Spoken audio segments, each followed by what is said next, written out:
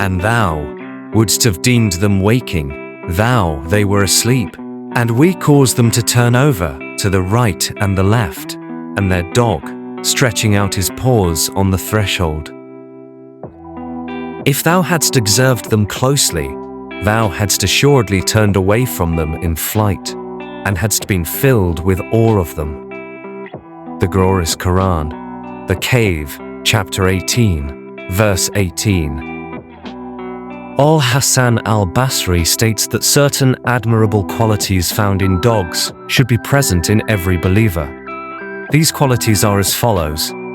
It remains hungry, for hunger is the habit of the righteous. It has no fixed abode. This is the sign of those who trust in Allah.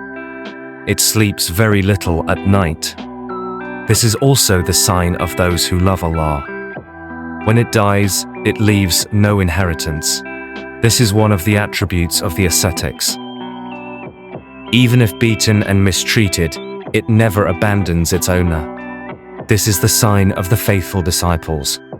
It is content with the lowest, most despised places on earth. This is one of the signs of the humble.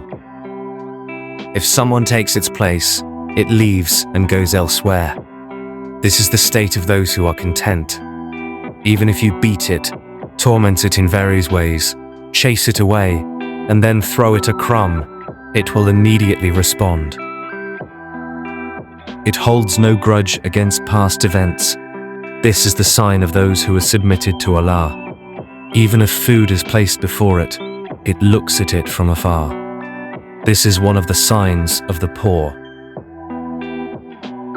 If it leaves a place, it never returns to it again. This is one of the signs of the sorrowful.